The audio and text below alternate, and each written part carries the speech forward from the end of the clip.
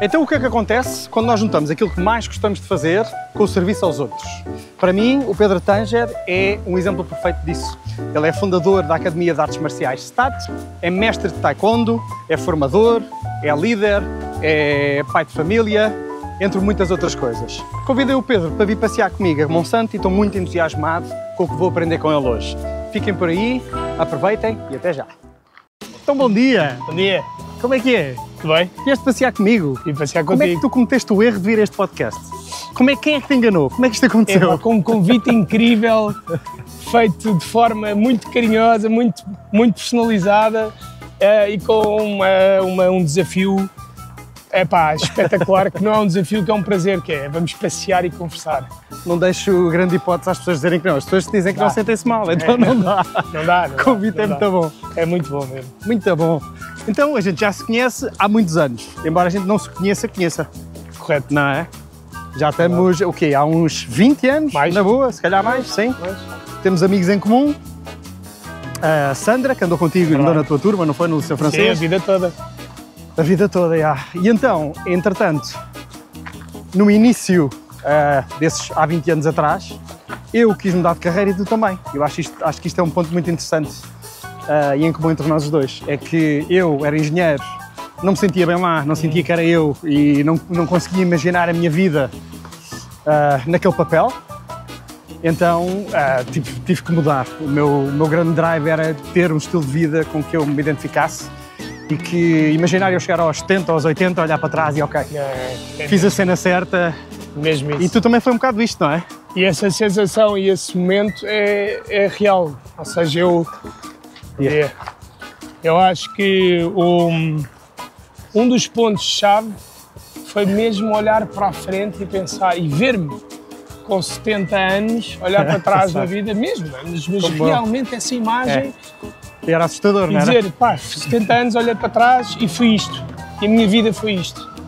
Isso foi um misto de profunda frustração, alguma tristeza e uma sensação de, eu acho, tristeza sobretudo, pensar, tudo, pintam-nos esta ideia do advogado, do engenheiro, de repente estou aqui, this is it. E isso para mim foi emocionalmente bater no fundo. E eras advogado?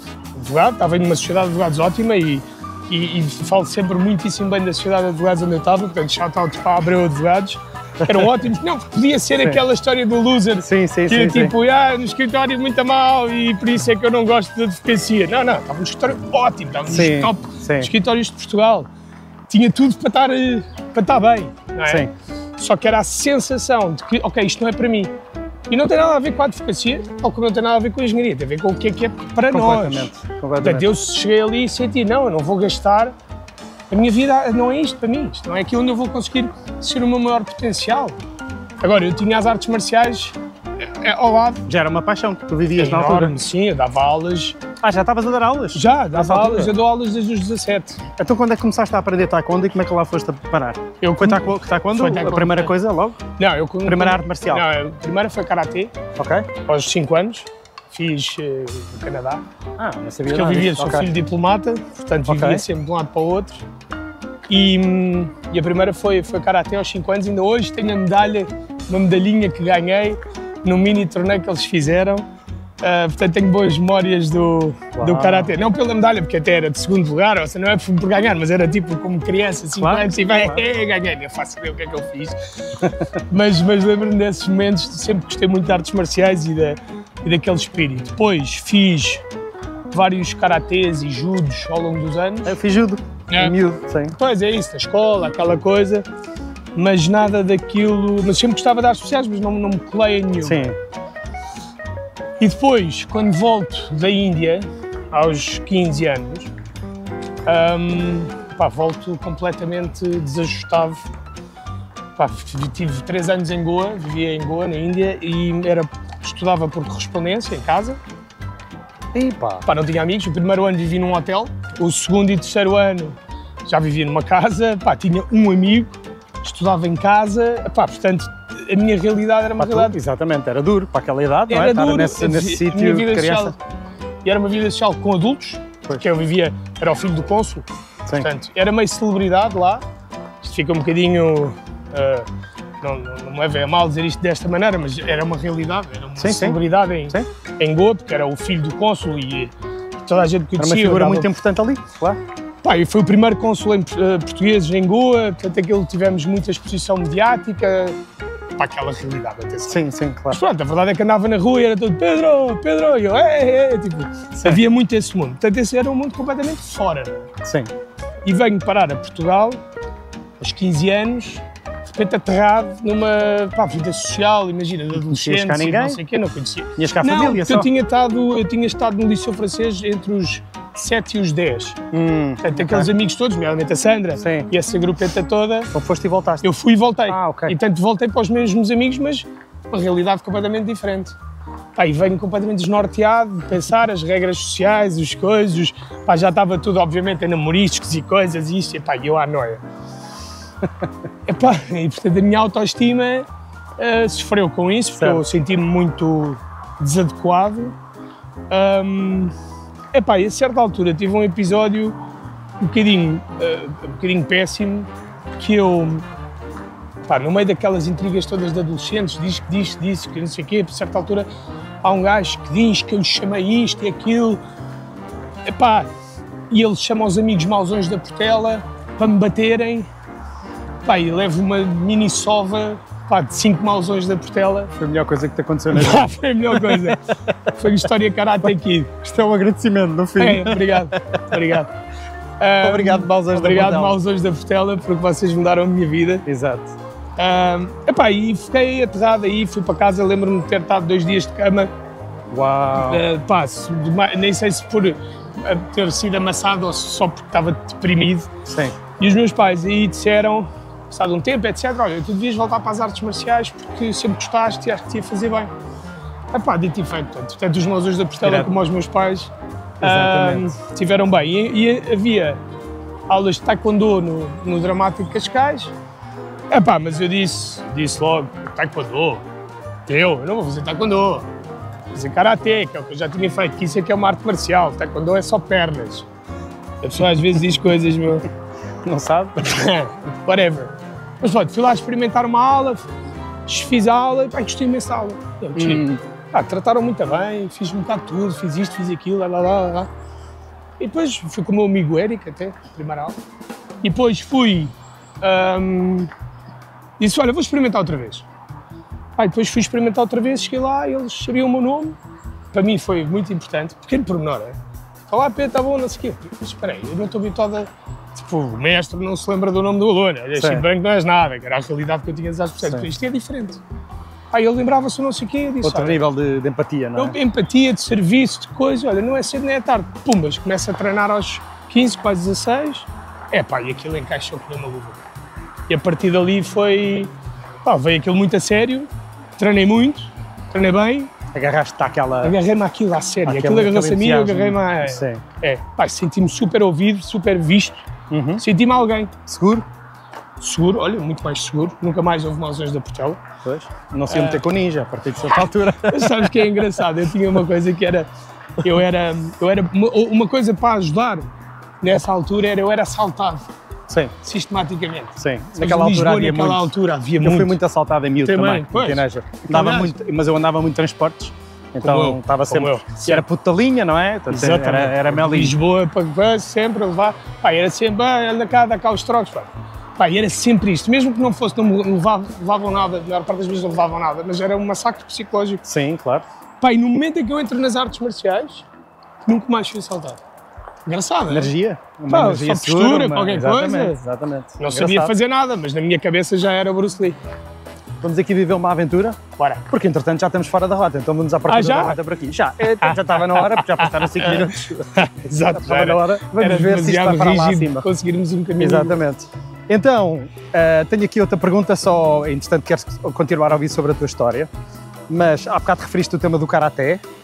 Eu sou um leigo em artes marciais, fiz judo durante 6 anos em miúdo, não gostava, mas foram os meus pais que me quiseram para o lar, por uma série de razões que tu provavelmente conheces melhor que eu, mas eu não gostava daquilo, porque eu tenho um perfil de tudo que... Olha aqui esta subida agradável e fácil. Vamos a isso. Tudo tudo o que me faziam fazer, tudo o que queriam que eu fizesse e que não fosse pela minha vontade própria, é até hoje uma dificuldade muito grande que eu tenho. Não tenho motivação para fazer. Custa muito, é mesmo um esforço gigante. Se alguém, no geral, se alguém disser que tens que fazer uma coisa, tu não escolheste por ti. Sim, não escolhi por mim e que por acaso eu não... Uma coisa é me dizerem eu, sim senhor, gosto disto, bora. Estou a perceber, certo. Definição de empreendedor. Pronto, e então não sei muito bem qual é a diferença entre Karaté e Taekwondo. Consegues partilhar assim alguma diferença entre as duas, pelo menos, que seja uma coisa interessante? Mas há dois tipos de diferença. Posso dar as primeiras diferenças técnicas, sem entrar em muitos pormenores. Sim. E depois as diferenças mais profundas e que interessam se calhar aos pais e aos adultos que queiram praticar. A diferença técnica nas artes marciais é muito simples. Temos artes marciais que utilizam o corpo como armas ou ferramentas de defesa, não é? Que os braços são para bater e para defender, e as pernas igual. E nisso tens a família toda que vai do Karatê, o Taekwondo, se quisermos ir mais longe, aos kickboxings e etc. São striking. Não é? Sim, sim. Depois tens... Murros e pontapés. Murros e pontapés. Exatamente. Depois tens artes marciais que utilizam o adversário como eixo de destruição dele próprio. E aí tens o quê? Tens basicamente os judos, exatamente, os jiu-jitsus e etc. que utilizam o adversário, alavancagens para partir o adversário. E depois tens, assim, in extremis, os aikidos que utilizam só movimentos circulares, mas que eu acho que abrangem um bocadinho in extremis? Porquê? Porque aquilo é um bocadinho encenado.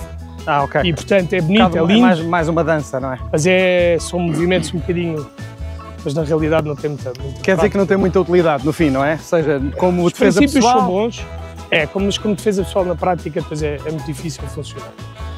Mas é uma disciplina gira. Agora, para quem quer treinar, o que é que interessa? Às vezes perguntam-me, não tenho ninguém, não há uma stat aqui ao pé e há aqui várias artes marciais, qual é que eu ponho?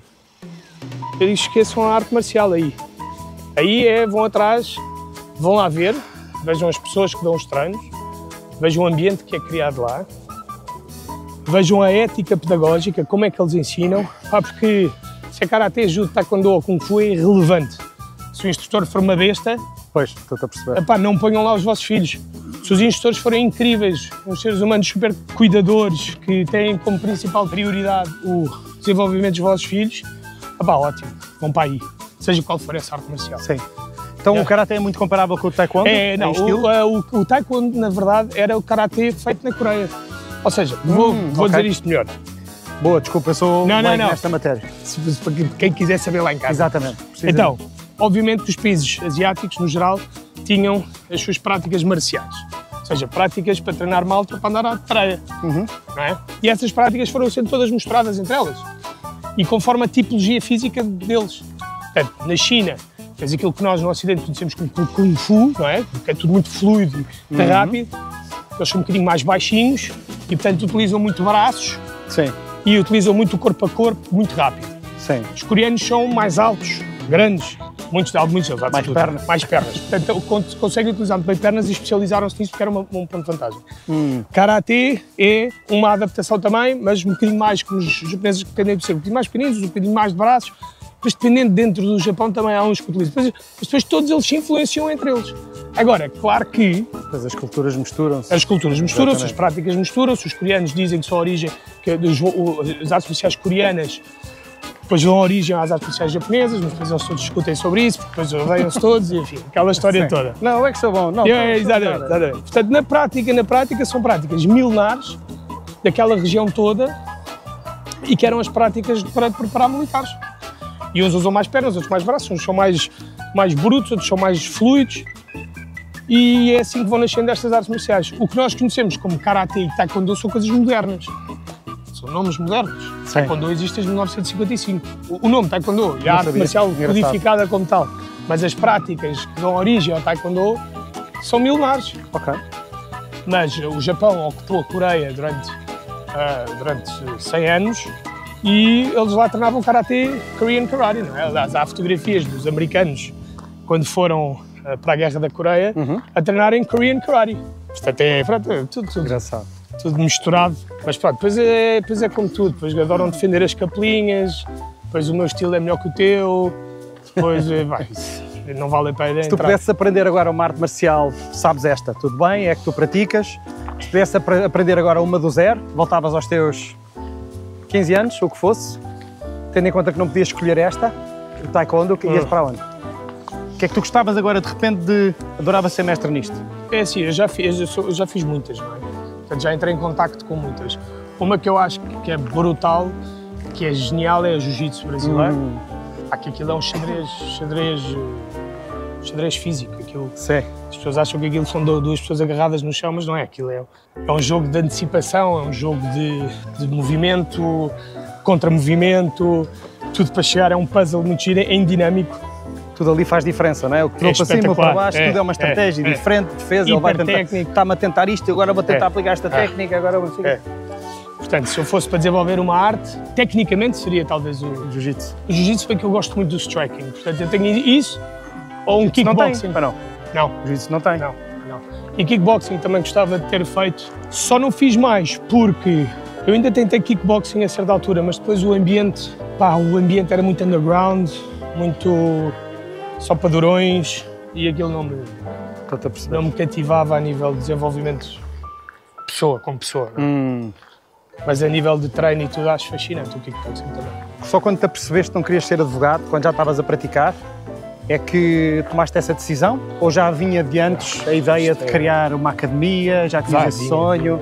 Não, eu quando comecei a fazer e comecei a dar treinos, senti-me peixe na água a fazer aquilo. Gostava imenso a sensação de poder estar a dar aulas, a sensação de poder ajudar outra pessoa. Como tu foste ajudado, como eu fui ajudado, é brutal. E ver, porque o sumo da coisa é ver desencadear potencial nas pessoas. Eu sei que isto pode parecer super clichê, mas é mesmo. É eu olhar para uma pessoa e perceber, e ela pensar, eu não sei se consigo. Não, consegue, eu vou mostrar que consegue. E vai ver, e depois vai levar isto para a sua vida. Pumbas, e entrar no processo, para mim isso é fascinante. Tu, no fim, és também um facilitador de desenvolvimento pessoal. Sim. Se calhar é muito mais isso que tu fazes do que propriamente murros e pontapés. Completamente. Não é? Completamente. Se fosse murros e pontapés, não faria o que faria. Pois. Porque o murro e o pontapé a mim não tem muito interesse. Não é? O murro e o pontapés a gente sabe dar. Ou seja, eu não. Melhor ou pior, não, mas o murro e o pontapé esgota-se. Sim. Não é? Esgota-se e é limitado na medida em que desenvolves até um certo ponto. E ok, agora o que é que não se esgota é o desenvolvimento da pessoa. E onde é que está, como é que, eu acho muito giro imaginar como é que uma arte marcial, não é? Como uma coisa que é vista como os tais murros e pontapés, que eu ouvi muito agora quando andei a ver os podcasts onde tu estiveste e andei-te a investigar, estás a ver? A ver o suminho do Tanger. Acho super interessante como é que dali vem uma ferramenta de trabalho interno, desenvolvimento pessoal. Eu acho isso maravilhoso, tanto para crianças como para adultos. Como é que isto surge? Isto já era assim? Era. Ou tu agarraste nisto e fizeste disto? Olhaste para este prisma que ainda não existia? Como é que, os dois. Um bocadinho dos dois. Ou seja, por um lado, esta arte marcial que eu ensino, que é o Taekwondo Songam, que é um tipo de Taekwondo, já vem com uma premissa cujo objetivo é o desenvolvimento do aluno. Ou seja, tu normalmente tens nos desportos e nas artes marciais aquela ideia de que os praticantes estão ao serviço do desporto ou ao serviço da arte marcial. Jogas futebol, está bem, tu és fixe, mas não jogas bem ou não interessas aqui. Sim. Pronto. E isso tem vantagens e desvantagens. As vantagens é que depois o teu desenvolvimento enquanto indivíduo é irrelevante. O que interessa é se tu sabes jogar bem e fazer bem. Esta arte marcial entra num ângulo diferente, que é, não, a arte marcial está ao serviço do aluno. Em termos práticos, não existe. Imagina, na nossa filosofia de treino cada cinto preto é um cinto preto. Tu tens o teu cinto preto, tu tens o teu caminho. Portanto, tu começaste como cinto branco, vais ter o teu progresso e vais passar determinadas etapas e vais chegar ao teu cinto preto. Se calhar o teu cinto preto, claro que esperamos sempre que esteja um nível decente, não é? Mas se calhar vai haver outra pessoa a fazer o cinto preto, tecnicamente muito mais desenvolvido, porque é o caminho dele. Mas o teu caminho não deixa de ter o mesmo valor. Porque tu tiveste que ultrapassar as coisas que tu tiveste que ultrapassar para chegar ao teu. Ok. Percebes? Portanto, é uma arte marcial para todos. tens a mãe que viu a sua filha começar a treinar e disse, olha, vou também começar a treinar. Uau, pá, e começa aos 42 a treinar e faz exame para cinto preto aos 45. Não podes esperar que esse cinto preto seja igual à competidora de campeã do mundo que está nos mundiais a fazer técnica, não é? Então, mas o exame é sempre o mesmo? Como é que funciona? O exame... O que é um exame para o cinto preto? É uma apresentação de formas, técnica, partir umas tábuas e fazer 2 combates. Na verdade, a ordem é técnica, combates, partir tábuas. Ou seja, isso todos fazem, isso todos têm que fazer. Há standard. Mas, dentro desse standard, lá está. Tu queres sempre esperar uma boa qualidade, mas dentro dessa realidade, é a arte marcial que está ao serviço do aluno e não o aluno está ao serviço da arte marcial. Isto muda muito, porque o foco passa a ser o desenvolvimento do aluno. E a arte marcial passa a ser uma ferramenta. E o crescimento do aluno passa a ser como é que o aluno lida com os desafios que a arte marcial lhe apresentam. Portanto, é isso que acontece nas aulas. É isso que acontece. São os desafios que aparecem e como é que é possível transpor. É isso? E o que é que eu fiz? Sou só eu, somos uma equipa, mas onde é que nós depois damos um twist, uma evolução? Nós sabemos que aquilo que te faz superar a dificuldade são os valores que tu tens. O que é que isto quer dizer? Quando está tudo bem, quando está tudo a correr lindamente, fácil. Tu não precisas recorrer à disciplina, não precisas recorrer à confiança, não precisas recorrer a nada, está tudo ferramenta nenhuma. A nada. Agora, quando tu perdes as referências, tu perdes o norte e tens que lidar com uma coisa que te é difícil, onde é que vais buscar força? Tens de buscar uma coisa que é maior do que tu. A estrutura. A estrutura. E o que é a estrutura? São os nossos valores. E então, falando, por exemplo, da disciplina. Não falamos muito de disciplina. Vamos ali atravessar. Falamos muito. Passamos já aqui, desculpa. Bora. Passamos já aqui. Não vem nenhum carro, aproveitamos. Falamos muito de disciplina, mas o que é disciplina? Pois é, onde é que tu treinas disciplina? Tens que ser disciplinado. Sabes onde é que eu treino isso? Que é isso, sim. É isso? Pronto. E nós na STAT o que fizemos foi, vamos criar isto. Baseado noutros sistemas que conhecemos e que nos inspiraram e que nos ensinaram muito. Nós hoje em dia, imagina, estamos no ciclo, criámos 6 ciclos ao longo do ano, estás no ciclo da disciplina. Ok, fixe. Então, o que é que isto quer dizer? Para já tens uma definição. O que é disciplina? Cumprir com o que está certo. Ok. Cumprir com o que está certo. Porra, podia dizer isto, siga, bora lá, mas é treinar. Não. O que nós fazemos é, então vá, já que estamos no ciclo da disciplina, vamos treinar o golpe de punho. Ok.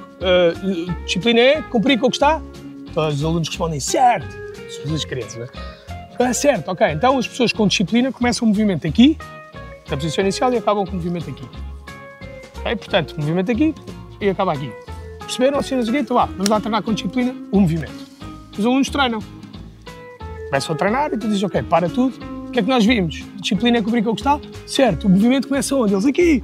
E acaba onde? Aqui. Ok, então vá, vamos lá focar. Não sei o quê, isto é disciplina? Não. Isto é disciplina? Não. Isto é disciplina? Não. Onde é que é disciplina? É aqui. Para fazer as coisas certas. Go. Então aquilo começa a entrar com um treino aparentemente físico, mas na verdade o que eu estou a treinar é o skill da disciplina. Para depois nós fazermos pontos muito fáceis. Ok, na escola, fazer 2 mais 2 é 5, isto está certo? Não. Então, disciplina é fazer o que está certo, não é? Saber que têm trabalhos de casa e não o fazerem. É disciplina? Não. Disciplina é cumprir com o que está certo. Então, fazemos trabalhos de casa, sim ou não? Sim, pronto. Então começamos a fazer as pontos todas.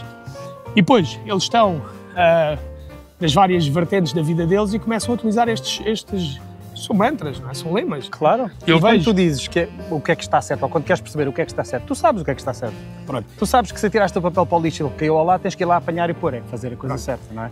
Agora, o que é importante aqui é que eu não me meto na vida dos alunos.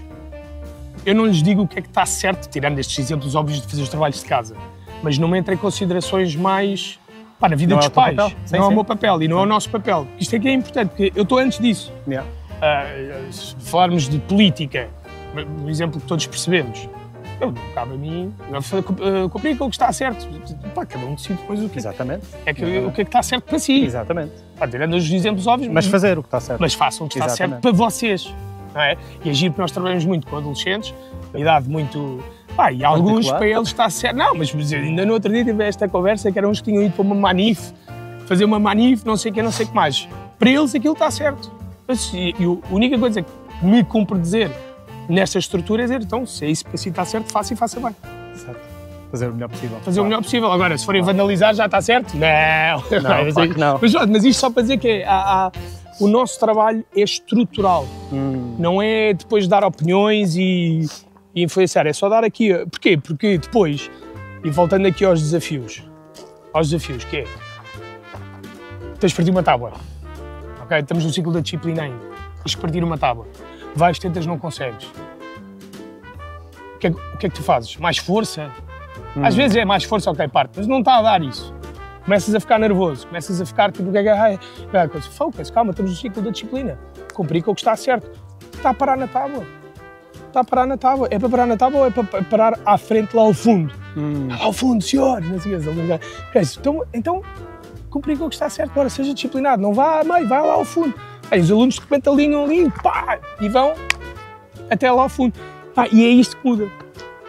E é isto que transformas o treino, que aparentemente é murros e pontapés, em coisas muito mais importantes para a vida. Exatamente, mega ferramenta. Então, nesta fase que as crianças e os adolescentes estão em desenvolvimento, não é?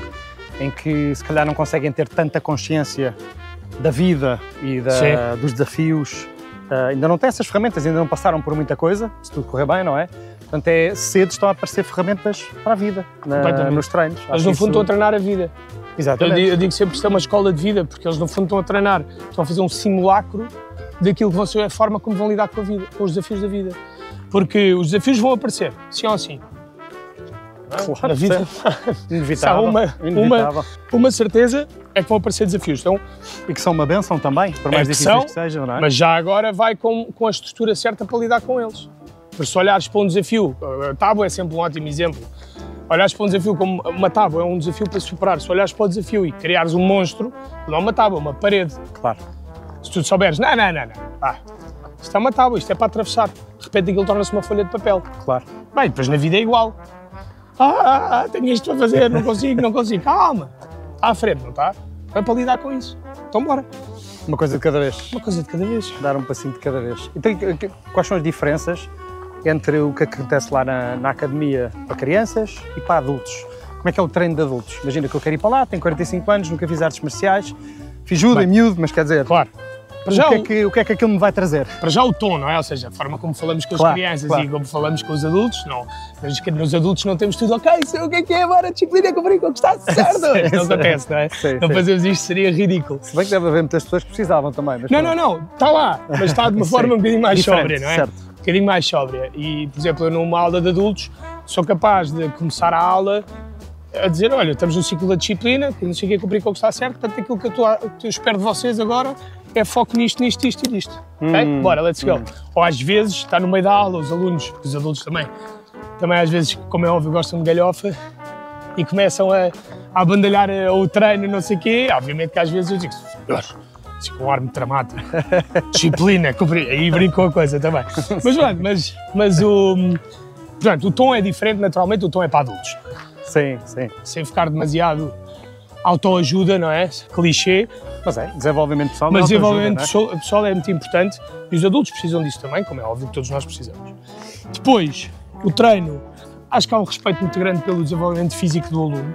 Ou seja, lá está, não estou à procura que o aluno sirva a arte marcial, eu tenho de perceber como é que a arte marcial pode servir o aluno. O aluno tem 45 anos, não lhe vou começar a pedir, tens que rodar no ar, aterrar, não sei o quê. Não, olha, consegues dar o pontapé aqui, boa, vou dar o próximo passo para o aluno ficar mais ágil, mais forte fisicamente, sem pôr em risco o aluno. Portanto, o que me interessa é se o aluno está a desenvolver-se. Sim. E, portanto, não deixa de ser uma aula com as formalidades das artes marciais, que também tem o seu quê, o seu ritual, não é? Tem a sua piada. Às vezes aquela formação no início, aquela coisa mais solene. Eu acho que traz coisas boas. Qual é o papel dessas formalidades? Eu acho que é... nas artes marciais. Para já é criar a diferenciação entre o lá fora e o treino. Acho que ajuda imenso a entrar na zona. É tipo, tu começas ali, pum! É respeitar o que está ali a acontecer, aquela sala, o ambiente. O hold space, não é? Eu acho que eleva a tua experiência e internamente deixas de só estar a treinar físico. Passas a treinar a outra camada, só por causa desse intro. Sim. não é? Torna a coisa um bocadinho mais solene. É um templo, não é? Aquilo é um templo para aquele trabalho acontecer. É ali. Eu tenho um bocadinho medo de ritualizar demais para não ficar meio seita, meio guruzenas. Sim. Mas eu acredito muito nisso. Mas é importante. Rituais são bons. Claro. E os rituais, na verdade, servem para nós termos acesso a partes da nossa consciência que não temos se não forem esses rituais. Não é? Claro que a religião é isso fortemente aplicado, mas todos nós temos pequenos rituais, não nos apercebemos que os temos. E quando tens alguns rituais para treinar, para começar a treinar, deixa-te naquela zona. E isso é bom. Pronto, é isso, e permite treinar outras camadas. Há pessoas que não gostam muito, não é? Querem tipo, é só ir para lá treinar. Querem dar murros e pontapés. Querem murros e pontapés. Mas nós, em vez de dizer, não, nós o que fazemos é taekwondo, não, nós estamos ok, então temos para vocês, temos o fitbox, que é tipo só fitness, com técnicas de... Com sacos, não é? Sacos, bum, workout, está-se bem. E depois temos o Krav Maga também, que é para aquelas pessoas que também querem aprender defesa pessoal, etc., não querem demasiados formalismos, mas depois gostam de graduar, gostam de subir nos cintos, claro, até sempre aquela coisa. A evolução, não é? Portanto, nós tentamos também abranger um bocadinho mais. Queria voltar aqui só atrás a um tema que para mim foi uma transformação na minha vida, que é o tema da disciplina. Eu vi a disciplina quando cresci, até ser adulto já, diria há, não sei há quantos anos atrás, mas há uns 10, não sei. Sempre vi a disciplina, a palavra disciplina, como uma coisa muito negativa. E acho que é muito comum, e especialmente na nossa geração, na forma como muitos de nós crescemos, em que a disciplina era arreguada na mão. Imagino que tu, se calhar, não tenhas passado por esse tipo de filmes. Eu cá em Portugal, no ensino português, passei por isso. Então, não sei bem. Francês, era exigente, se me dizer que era exigente nesse Sim, mas ninguém levava reguadas. Reguadas não levavas. Não, mas tive uns episódios muito estranhos. Pronto. Mas então, eu ligava a disciplina a uma coisa negativa e dura e desnecessária e tudo mais. Portanto, como tu sabes, a nossa linguagem, não é? As coisas que nós dizemos, as nossas crenças são super importantes para a nossa vida, não é? Como a gente cresce, como evolui e tudo mais. Portanto, era uma limitação que eu tinha, que eu não via a disciplina como o que vejo hoje, que é liberdade. Não é? É uma forma de tu poderes ser e fazer aquilo que tu quiseres na tua vida. Porque se não tiveres disciplina, não chegas lá, não é? Portanto, queria só... é essencial isso. Eu digo das artes marciais, não, é uma boa partilha, é um bom ponto, porque as artes marciais, é engraçado, porque as artes marciais sempre tiveram boa reputação para ensinar essas coisas como a disciplina e tudo. Mas eu tive experiências desastrosas nas artes marciais. Porque muitas vezes as artes marciais é um mundo de gente insegura. Digo sempre isto. Sei que vão para lá. Que vão para lá. Mas não há mal nenhum, eu também fui essa pessoa, estava com a autoestima em baixo, também estava inseguro, fui para lá. A questão é que depois perpetua a insegurança e camufla a insegurança com poder. Como é que é feito o poder? Eu vou subindo na graduação, eu sou mais poderoso do que tu. Que é terrível. Então de repente tens cintos pretos que dão aulas e que são umas bestas, só que como chegaram ao cinto preto têm autoridade. Finalmente tem autoridade. Finalmente. Eu tive uma aula. Finalmente quem manda aqui sou eu. Deixa-me passar para este lado, desculpa. Eu tive uma aula. Um abraço. Pois que... claro, pequeno para menor. Eu tive uma aula, lembro perfeitamente, não vou dizer qual é que foi a arte marcial, porque não é o objetivo de denegrir nada. Mas eu tive uma aula de... Olá, bom dia. Tive várias vezes. Tinha um instrutor, que eu era tão besta, que escrevia na testa dos alunos, eu sou burro, esqueciam-se do cinto em casa, crianças, em 8 anos, 9 anos. Quando os alunos se portavam mal, que também é outra cena. Mas isso foi quando eras miúdo? Quando era miúdo. E quando os miúdos se portavam mal, whatever that means, não é? Porque ele obviamente não tinha... que era basicamente, se fossem crianças durante 2 segundos, ele punha-os assim encostados a uma parede com uma bola de ténis, começava a atirar-lhes com toda a força e eles tinham de se defender. Esquece, não é? Da nossa geração, havia muita coisas dessas. Eu vivi isto, não é? Também vi apagadores a voar na sala de aula. Também eu. Quer dizer, numa sala de artes marciais, não é? Como um professor em que se ensina disciplina, depois nem deixavam os pais ir ver, nem deixavam os pais ver as aulas. Já sabiam porquê. Claro. Depois os pais, vi instrutores a dar, enfim, vi... Portanto, as artes marciais, isto era para chegar aonde? Eu também tive a ideia de que a disciplina era medonho. Medonho a disciplina era rigidez, era sinónimo de rigidez e era sinónimo de castigo. E muitas vezes de auto-punição. E como é que isto se transformou? Foi como tu, com certeza, e com a vida, perceber... Não, e sobretudo como é que eu tive que transformar isto para ensinar disciplina às crianças? Quer dizer, como é que eu encontro aqui uma fórmula para as crianças verem e sentirem na pele que a disciplina é fixe para elas.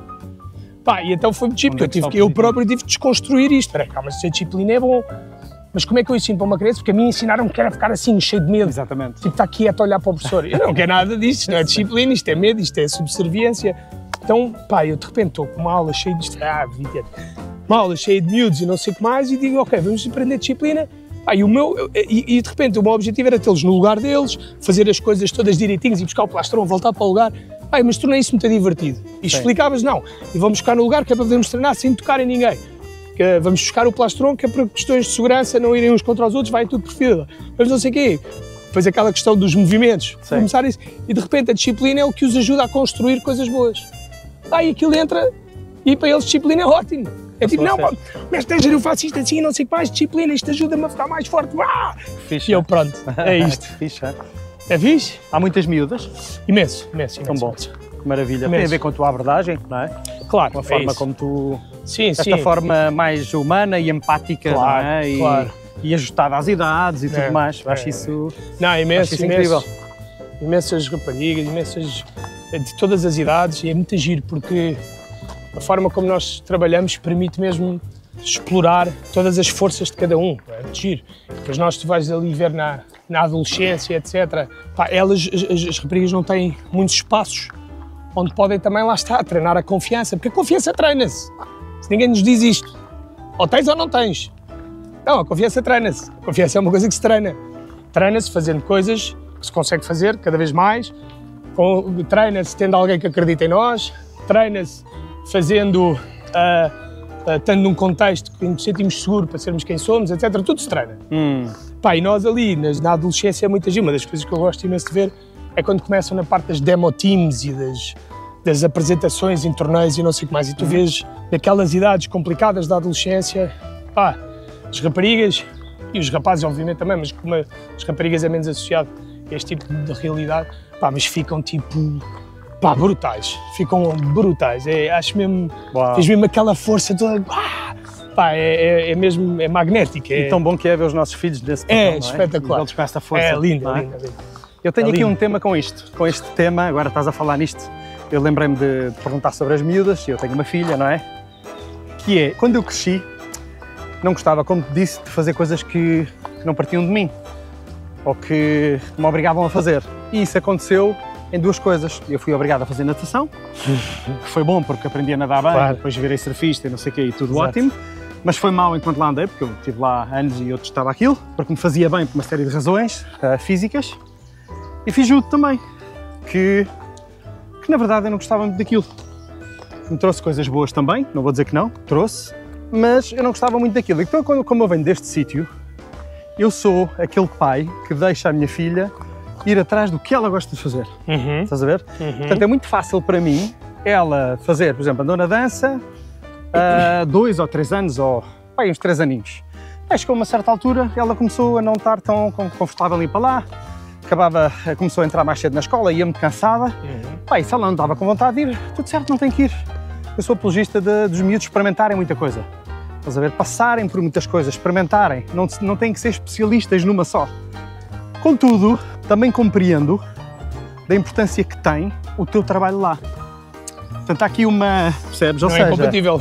Não é incompatível com exato. Isso. Não. Mas, ou seja, por um lado, eu consigo imaginar que ia adorar ver a minha filha, por exemplo, no taekwondo, e já andou no karaté na escola, mas tinha o quê? 3 anos, 2, 3 anos, estás a ver? Aquilo não era bem karaté, era uma... Sim. Era uma introdução, imagino, ao karaté e ao ambiente do karaté. E ela gostava, ela foi para lá porque queria. Portanto, tenho um bocado esta sensação que é pá... É uma questão que assola muito os pais e que é justa. E é sempre aquele... Qual é a tua visão nisto? Aquele nem tanto ao mar nem tanto à terra, ou seja, não ser aqueles pais que a criança faz um mês e diz hoje não me apetece, então pronto, então tudo bem, então não vai. Porque aí não estão a ensinar a importância de alguma consistência e do compromisso, sem dúvida. Exatamente. Acho que há pais que...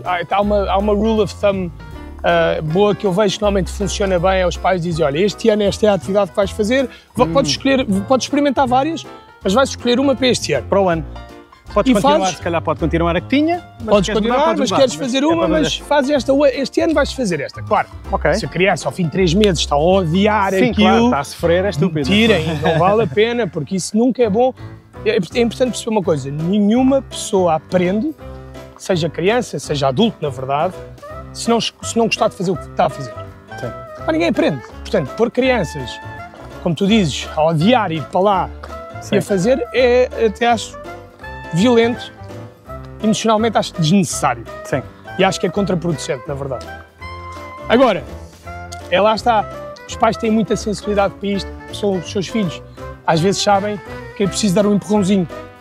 Tipo, não vais desistir agora, está-te a ser difícil porque estás cansado, porque estás a repetir um bocado a mesma coisa, isso faz parte. Mas eu sei que tu queres chegar, por exemplo, no nosso caso, queres chegar assim de preto. Tipo, não é que tu não... Tenta continuar mais um bocadinho.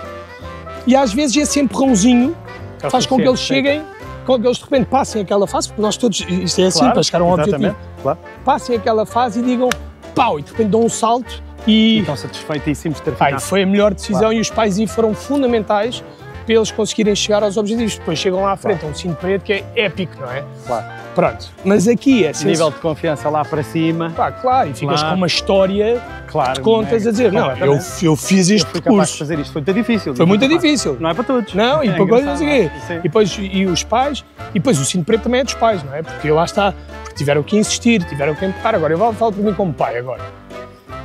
Eu tenho momentos em que os meus filhos estão muito cansados da escola. O meu filho Tristão já vai fazer exemplo assim de preto. Uau! Tipo, sim, ele começou aos 3. Que idade é que ele tem? 9. Ele leva aquilo super a sério, tal como leva o rugby, tal como ele adora, etc. Mas há dias em que eu olho para ele e digo, tu hoje não vais treinar. Não vais. Está assim, com as olheiras, não, tu vais para casa hoje. Descansar, claro. E isto acho essencial. Acho essencial porque... ter essa consciência, não é? Claro, e há pais que não, o meu filho não falta ao mal, falta, porque eu quero que ele treine anos, seja que desporto for, eu quero que ele goste disto. Claro, e às vezes parar para descansar é a melhor coisa que tem que fazer. Portanto, respondendo à tua questão, acho que há o que nós temos que saber é o que é que nós queremos passar aos nossos filhos. Queremos passar, olha, muda sempre que não gostares de uma coisa, à primeira, acho que é um mau compromisso com o futuro. Olha, vais tentar fazer isto, vamos insistir um bocado, isto vai ser altos e baixos, não sei o que mais, até ao final do ano ficas nesta, depois pensamos para o ano, ok, e aí vemos se eles gostam, se aquilo tem a ver com eles, se é tipo, se eles estão tipo, ok, está bem, está bem, para o ano fazes outra atividade, que é giro teres várias atividades. Ou se, olha, filho, eu sei que tu adoras isto, estás a passar estás a passar uma fase agora menos motivada, não faz mal, faz parte, eu estou cá, mas vamos continuar e depois lá à frente tomamos uma decisão mais clara. Eu acho que é ir jogando com isto. Como é que é, não sei se podes partilhar, a tua família com as artes marciais? Já percebi que o Tristão... Então, a Rafa, a minha mulher, era uma máquina, agora desde que é mãe, isto aqui é uma coisa tramada para...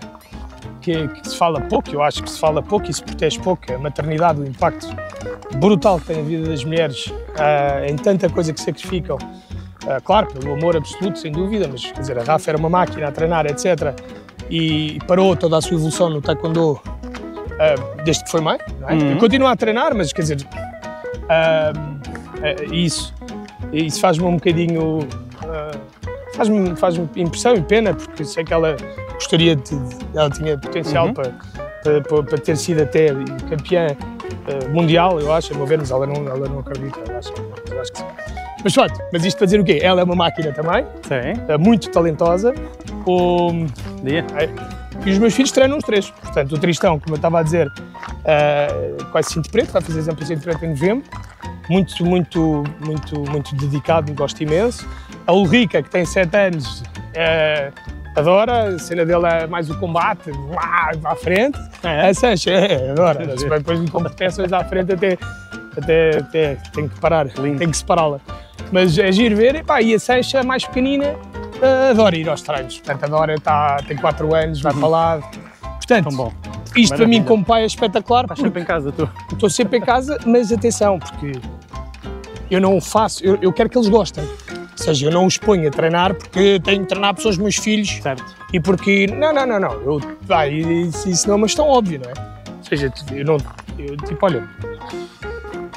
eu não forço o gostar, eles gostam mesmo. Portanto, para mim, não só como pai, é um espetáculo, porque eu adoro que eles adorem. Claro, é lindo, mas também, como pessoa que tem o produto, é proof of concept. Ou seja, isto funciona. Os miúdos, eles gostam mesmo. Não estão lá tão obrigados pelos pais. Mas, portanto, é giro estar a ver, claro que... Então vou aqui, sabes que eu sou fotógrafo de casamentos, não é? E quando aparecem aí historiazinhas de casais, tenho sempre curiosidade em saber mais. E vocês, tu e a Rafa, conheceram-se onde? Ela já treinava? Conta-me mais. Não, então, é péssimo. Eu tenho uma culpabilidade enorme com esta história. Péssimo, porque a Rafa foi treinar no ginásio Clube Português, onde eu era instrutor. Portanto, eu sou o clichê do instrutor que é horrível para mim, porque a nível ético, eu sempre tive a regra de instrutor não se mete com a lua, o que seria? Sim. E eu nem estava lá na primeira aula dela. Estava outra instrutora, não sei o quê, só que depois ela foi treinar, não sei o quê, sempre ali muito, não. Mas ela começou a treinar contigo? Ela começou a treinar comigo. Que engraçado. E eu sempre muito, senhorita, instrutor. Quase que me enganas com essa conversa. Esquece. Não, eu não ia enganar-me a mim próprio, eu sabia perfeitamente ela de queixinho. Não, é aluna. Querias fazer o correto, não era? Claro, óbvio. Não meti nada com isso. Só que o que é que aconteceu? A certa altura começámos a encontrar em todo lado. Nunca a tinha visto na vida e de repente começo a encontrá-la de todo lado. E há um dia, na noite, Santos, olha aqui, então tudo bem, não sei o que mais. E depois houve um dia que eu fui para a praia com um amigo meu. Fui para a praia de São João, como é que se chama? Poça? A Poça. A Poça. Eu estava ali na Poça. Não, estava na Azerginha. Estava na Azerginha, ninguém vai para a Azerginha, ninguém de Lisboa vai para a Azerginha. Sim. E estava ali sentado, estávamos encostados cá atrás, não sei o que mais, de repente vêm duas miúdas, nós, claro, olha lá, as miúdas, tá? E não sei o que, sentam-se à nossa frente, eu olho assim para a frente. Ela olha para trás, não sei o quê, e de repente, passámos o dia ali à conversa, não sei o que mais, e ali, acho que ali depois foi obviamente, foi mútuo, passámos o dia à conversa, passámos o quê, a partir dali começámos a trocar mensagens, mas eu lembro-me do dilema, até de falar com outro amigo meu, a dizer, só que, não quero nada, só que eu tenho a certeza que isto aqui vai ser muito sério. Pois, portanto, pronto, 3 filhos depois, cá estamos. Exatamente. Mas como é que vocês, entretanto, casaram? Nós casámos, então isto foi há 15 ou 16 anos, 16? Não, foi há mais. Sei, há muito tempo. E depois, casámos em 2012. Casámos em 2012. E pronto, 3 filhos depois. E como é que aconteceu? Eu percebi que a Rafaela trabalha contigo. E depois a Rafaela era arquiteta. Sim. Também pisca para a direita, lá vai ela, deixou a arquitetura. A certa altura estávamos ela até gostava, ela estava no ateliê do Saraiva, que adorava e gostava, só que o que acontecia era que ela sentia-se bastante estressada, havia oportunidade, estava a precisar de mais trabalho de imagem, estávamos a começar a crescer, estávamos a precisar de mais trabalho de imagem, ela também queria ser mãe, tudo junto, ela deixou a arquitetura e disse, olha, bora lá, e juntou-se à equipa e hoje em dia é responsável por tudo o que é imagem, marketing, look and feel das academias, é tudo ela. É muito fixe. Muito giro. E esse tem muito o cunho dela, que é porreiro. E vocês veem-se todos os dias? Ela está num sítio específico? Não, nós trabalhamos, não foi sempre fácil, não foi fácil. E no início, não foi fácil como instrutor, porque a certa altura, e eu posso dizer isto... Depois que vocês começaram a namorar e continuavam a ser professor? E depois sempre continuar a ser professor, não dissemos nada aos alunos, nada, tudo o mais discreto possível. Sim, porque essas coisas são chatas, sabes? Eu digo isto porque os instrutores têm um papel de ascendência e de poder muito relevante e é fácil abusar desse papel. Por isso é que eu digo que é importante zelar muito bem pela relação professor e aluno. Mas, depois são 2 adultos também, da mesma idade, mesma coisa também. Quer dizer, 90% dos casais que eu conheço das artes marciais nascem assim porque são pessoas com os mesmos interesses também. Mas ela depois, quando começou a ver-me muito mais como o Pedro, e não como o instrutor e não sei o que mais, facilmente eu dizia aos alunos, bora lá, não sei o que, e ela, não me apetece. desautorizava, mas eu ficava maluco, eu tipo, eu aqui sou um instrutor, não pode ser. E, portanto, esse foi o processo. E depois quando começámos a trabalhar, também não foi sempre muito fácil, porque lá está, porque eu sou o Pedro, eu sou o marido dela, não é? Portanto, tivemos que encontrar um equilíbrio. É difícil não estar sempre a misturar os papéis. É, claro que é. Claro que é. Portanto... Também já passei por aí. A Cristiana já trabalhou comigo também. E trabalhávamos muito perto, porque ela estava comigo nos casamentos. No início da minha carreira.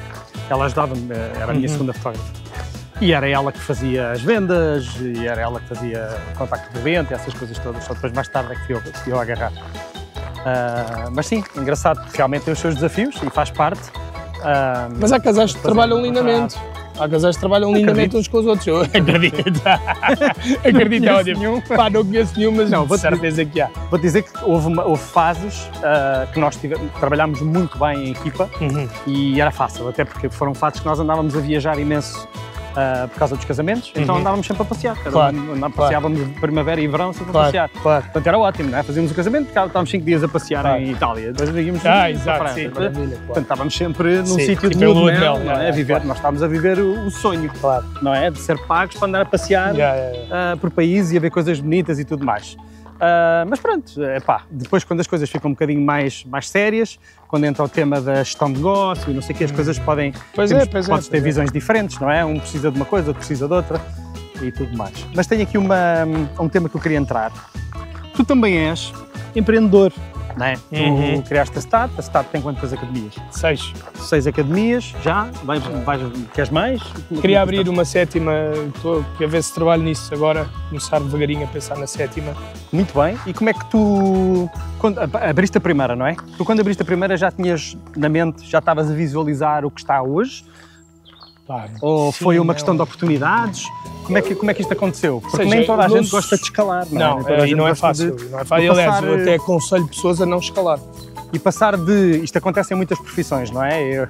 No caso do Malvarez, do outro podcast que tu também ouviste, ele passou de ser um gajo que escrevia, não é? Criou uma produtora para ele, para ter a oportunidade de escrever cada vez mais, mas com um ponto que era gestor de pessoas, não é? Portanto, é aqui que eu faço a minha... É isto que eu quero saber. Como é que tu fazes esta gestão?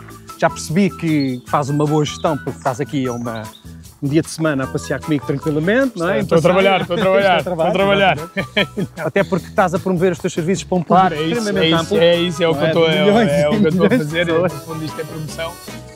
Não, olha, isso é uma ótima questão e para mim eu sempre encarei todos os meus desafios profissionais, eu sempre os associei a crescimento pessoal.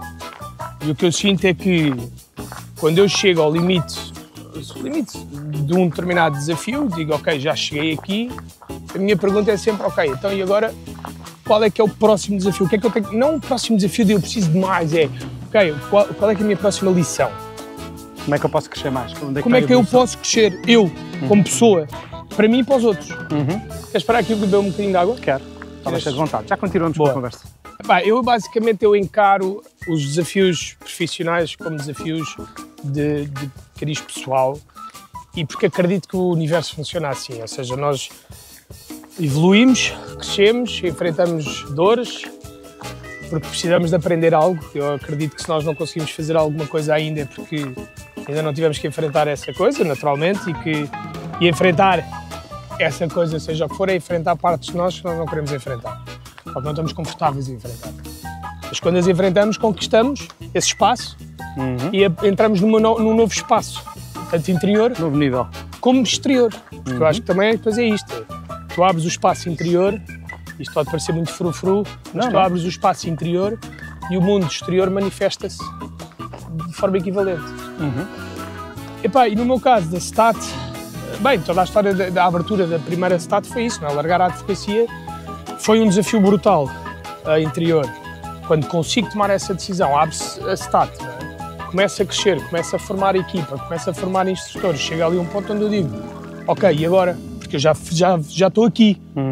Então agora eu tenho instrutores que estão preparados para abrir uma segunda. Não para mim, tanto, mas para eles poderem ter o desafio deles. Porque agora estou eu no caminho deles. Se eu continuar a liderar esta academia, eu estou no caminho deles. Eu tenho que sair do caminho das pessoas. Então eu tenho que dar a oportunidade aos meus instrutores para eles continuarem o crescimento deles, e o crescimento deles também vai proporcionar o meu crescimento. Porque eu agora vou passar a ser alguém que tem que coordenar não uma, mas 2 escolas. Isso é outro Pedro Tanger. E em vez de ajudarem 100, ajudam 200 pessoas. E em vez de ajudarmos 100, ajudamos 200. Quanto maior for a stat, mais pessoas chegas, mais pessoas ajudam. Exatamente. Portanto, a missão é win-win-win-win-win. E agora, mas isso tem que ser, eu tenho que ir descobrindo o Pedro Tanger à medida que isto vai acontecendo. E, portanto, eu abro a segunda para dar espaço a um instrutor para ele abrir a sua escola. Para ele também sentir o que é liderar uma escola. E eu, ok, passo a ser esse Pedro Tanger. Depois surge a oportunidade de me juntar a outra escola que existia e então fazer uma parceria com eles e comprámos e juntámos as forças e ficámos 3 academias. Ok, mas agora o Pedro Tanger, para gerir 3 academias com instrutores de várias graduações, com uma equipa com instrutores que já vêm lá atrás comigo, que fizeram o exemplo assim de preto comigo, tinham a escola deles e agora já quem é que eu tenho que ser? E quer ser? E quero ser. E quero ser para poder dar a estas pessoas também o que elas precisam para elas crescerem, e isso automaticamente vai-me ajudar a mim também, como pessoa. Portanto, eu encaro muito o crescimento desta forma. Agora, isto é... Ou seja, a minha ambição de crescer, por um lado, é de dar oportunidades aos outros, por outro é eu descobrir formas diferentes de estar na vida e de crescer como pessoa, e por outro também é fazer uma coisa que nunca foi feita, que eu acho, que eu adoro isso. Adoro essa parte meio crazy de... O desafio. Sim. Acho piada a fazer essas coisas assim um bocadinho, porque... tenho muito... Sabes, quando eu comecei a treinar artes marciais, toda a gente dizia que era impossível abrir uma academia em Portugal. Toda a gente dizia. Tinham todas as melhores razões para isso. E as pessoas rodeiam os impossíveis. O que eram as más razões? As pessoas não gostam disto, não ligam? Não... As pessoas não ligam a isto, em Portugal não se paga dinheiro para treinar artes marciais, portanto é um negócio que não funciona. Cá o máximo que pagam é 35, 40 euros para treinar artes marciais, e eu dou-te o exemplo. Olha ali, olha ali, olha ali, olha ali, olha ali. Tu ouves isto e dizes, pois isto é verdade. A verdade é essa. Okay? Outra verdade. Mas eles não vendiam o que tu vendes. Lá está. E eles mas esse modelo é americano. Em Portugal as pessoas não gostam de entrar num programa e depois fazer um upgrade para outro programa, as pessoas não vão fazer isso e não vão ver isso bem, e não dá para fazer o chamado upselling nos programas. Okay? Não é porque isso é americano, mas alguém tentou? Não. Não, depois há uns que tentam. Não, porque eu já tentei e não deu. Portanto, os impossíveis são-te contados para te convencer sempre, permanentemente na vida. Sim. Só que eu cheguei a um ponto onde disse, calma, isso é impossível para ti. Não é? Isso é impossível para ti, da forma como tu vês as coisas. Agora, a forma como eu estou a ver é possível. Porque eu não estou a desrespeitar ninguém, o meu aluno, o meu cliente. Eu estou a dar uma coisa que não existe. Mas esta aventura aqui. Bora. Boa sorte. E, portanto, tenho um problema com o impossível. Então eu adoro desafiar o impossível. Quase como um personal statement. Agora, isto não é só ouro, não é? Não é só coisas boas, isso é fases difíceis. Quais são os maiores desafios enquanto empreendedor? Olha, vamos estar atentos porque isto é um trilho de bicicleta. Ok. Ok? Porque se ouvimos aí bicicleta, chegamos-nos aqui para o cantinho. Claro. Maiores desafios para mim enquanto empreendedor, naturalmente é separar-me um bocadinho do negócio. Ou seja, isto para mim é visceral. Tudo o que acontece na startup acontece-me a mim. E isso é uma coisa que não é muito saudável, às vezes, não é? Levo tudo muito à flor, está muito cá dentro, é tudo, não é? Tudo o que acontece nas aulas, eu não estou nas aulas, e se acontece um problema com um aluno que seja, ou um pai descontente, eu fico doente, porque é visceral, isto é... É um projeto do coração, não é? Sim, é isso, mas isso também não é bom, não é? Às vezes é tipo, calma, não é? Esse é um desafio meu, pessoal. Pois é, o desafio, para mim, tenho uma equipa já muito grande a meu cargo, e sentir que lhe estou a dar, estou a dar o que merecem, sem dúvida, mas mais do que isso.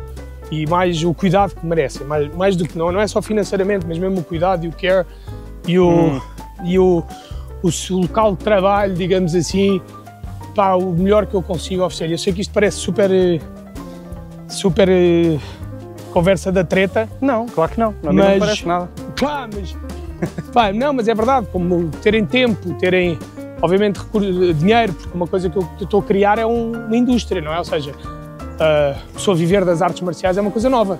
Pois, exato. Não é? Isto era já não é só aqueles trocos a mais, não é? Epá, era sempre a malta que tinha o seu trabalho e depois ia dar um treino no final do dia aos miúdos ou aos adultos e fazia por carolice. Eu não quero isso. Eu quero que os meus instrutores top das academias ganhem tanto como um advogado ou um engenheiro, não é? E sejam vistos como tal e respeitados como tal. Portanto, isso para mim é muito importante.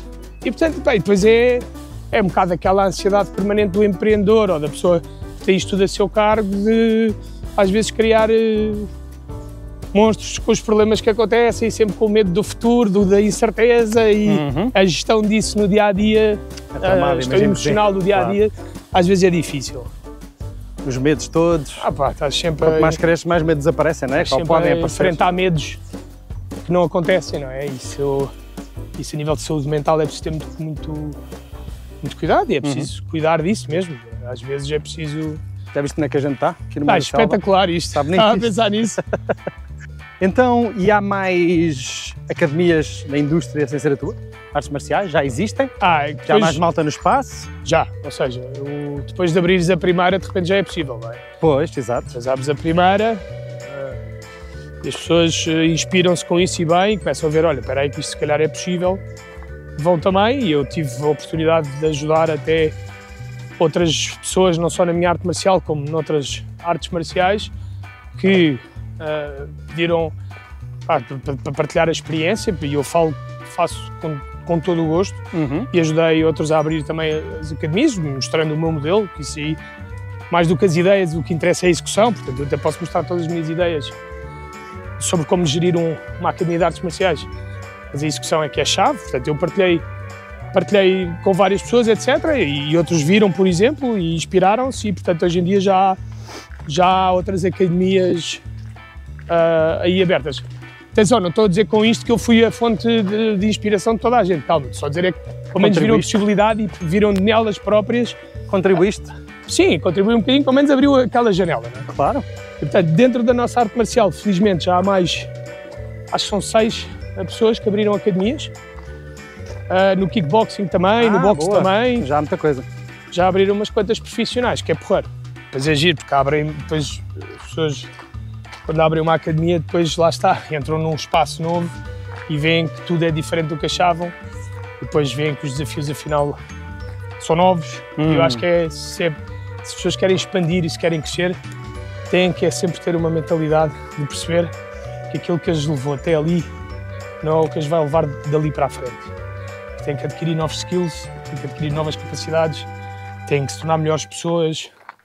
A maior parte dos crescimentos profissionais que eu tive foi quando eu cresci como pessoa. É sempre. É sempre. E crescer como pessoa não é foi tão fácil, é o mais difícil que há, não é? Tu perceberes que eras um imbecil e que foste um palerma montes de vezes e que se continuares a ser assim não vais chegar a lado nenhum. E já chegaste ao teu limite. E esse é um bocado um reality check que eu estou sempre a fazer-me a mim próprio, que é onde é que eu estou a ser o palerma. Sim. É sério, tenho a certeza que sou, tenho a certeza que... Que ferramentas é que tu usaste no teu desenvolvimento pessoal? Que, sei lá, livros leste, se fizeste retiros, se entraste aí, que ferramentas é que tu usaste? Se fizeste terapia, que ferramentas é que foram importantes para ti no teu percurso? É giro. A primeira ferramenta que eu tive foi o meu instrutor, o José Pedro Reis, que era muito holístico e conseguia ser muito holístico e ajudou-me a olhar para os desafios e para o meu struggle interior com os desafios de uma maneira, com um ângulo diferente. Tudo era uma lição. Okay. E vinha com umas lições holísticas, etc. E isso ajudou-me e inspirou-me. Depois também destruturou um bocadinho. Era muito depois também ficava ali um bocado New Age e coisa, e isso acaba por ser, às vezes pode ser muito destruturante. Eu, a certa altura, quando fui para a advocacia, eu ainda estava no curso e dava aulas, já tinha alguns alunos... Advocacia? Não, eu estava em Direito, estava no curso, ainda não estava na advocacia, estava ainda a acabar o curso de Direito. Só que já dava aulas no ginásio Clube Português na altura, já tinha bastantes alunos e pensei assim, eu como instrutor não quero confundir a minha história com a história dos alunos. Lá está, por causa daquela posição de responsabilidade que o instrutor tem, tu não podes mostrar as tuas noias com as noias com os outros, portanto, quero-me conhecer melhor. Então fiz a terapia. Aos 22 anos fui conhecer uma terapia, psicoterapia. Psicoterapia. E essa foi talvez a 22 ferramenta... anos, boa. Sim, aos 22, imagina. Agora olhando para trás, na altura achava normalíssimo, hoje em dia pessoal, boa miúdo. Muito boa miúdo, mas é que é mesmo isso. Boa miúdo. Aos 22, quase 23, portanto, comecei a partir daí, fiz uma terapia, fiz 6 anos de terapia.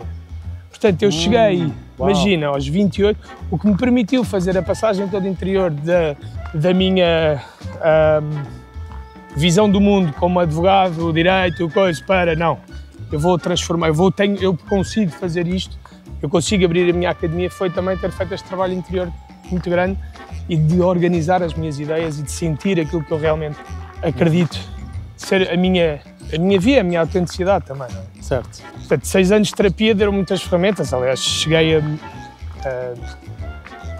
fundo, uma introspeção e uma capacidade de ver e de conhecer que não pensava ser possível tão novo, não é? Tão cedo na vida. Havia momentos que eu dizia, uau, que bom que já lidei, já questionei tanta coisa e reorganizei e revi. Mas quando começaste a fazer terapia aos 22 anos, não era uma noção de vou fazer terapia como uma ferramenta de desenvolvimento pessoal. Zero. Precisavas? Não, eu achava que não precisava. Não? Como é que foste parar? Porque eu achava que, como instrutor, tinha que ter autoconhecimento. Portanto, que a minha terapeuta na altura, ela olhou para mim e disse, você é o que eu chamo um cabeção. E aquilo até me irritou. Cabeção? Cabeção?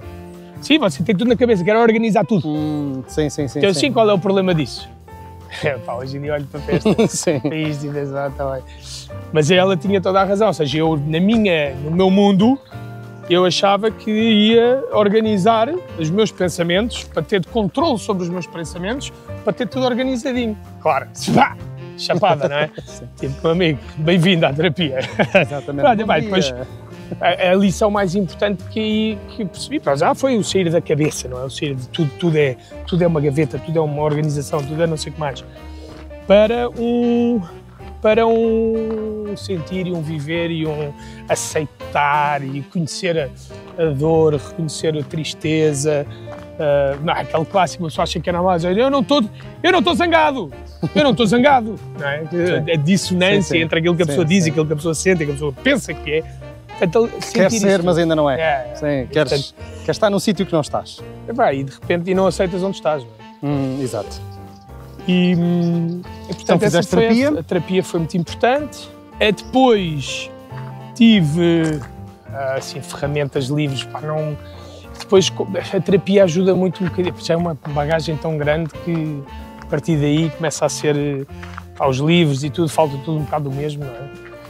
Deixa-me pensar. Depois voltei à terapia anos mais tarde e voltei agora outra vez, porque senti a necessidade de...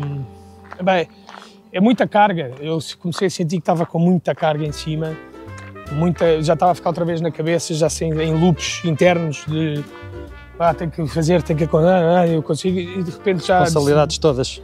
E pensei, não, preciso ir falar com alguém uma vez por semana para processar, e tem-me feito muito bem, na verdade.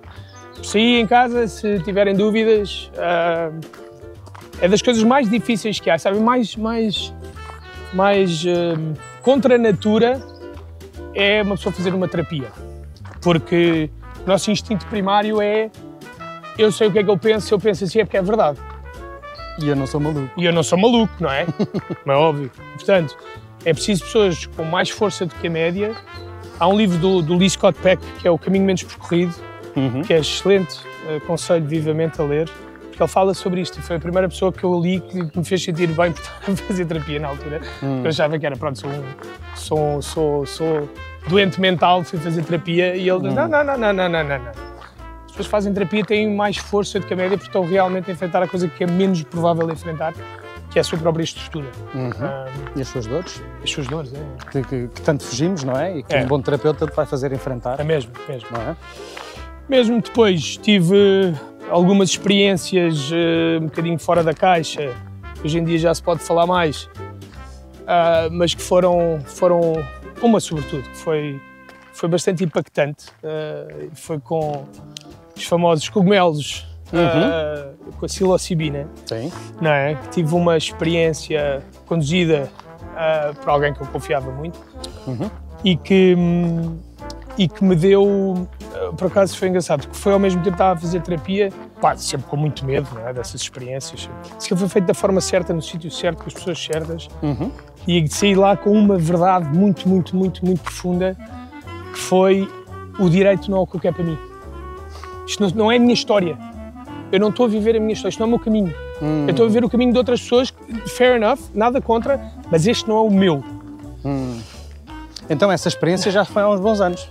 Muitos anos. Mas foi essa experiência que me fez a bússola apontar para o sítio certo. Uau. E depois, com a terapia e com anos de caminhar, ou seja, não é tipo, agora é isto, agora olha, vou abrir uma academia. Não, foi nada assim, aquilo deu-me só uma certeza muito bonita, atenção, nada, isto já não é para mim. Não, foi isso, foi tipo, Pedro, fez uma mensagem de Pedro, olha lá, este não é o teu caminho.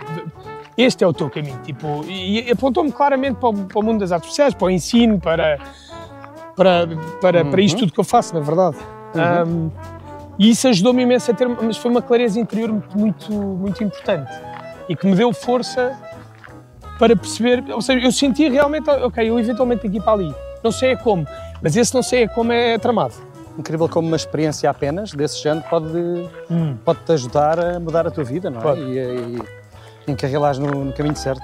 Mas é mesmo, não aconselho a fazerem isto na brincadeira, à toa, claro. Não aconselho, acho que é muito poderoso, mas eu acho que, infelizmente, a ciência está a falar cada vez mais disto, são ferramentas mais antigas que nós, não é? Já está, felizmente, a chegar ao mainstream, não é? E já não é uma coisa obscura.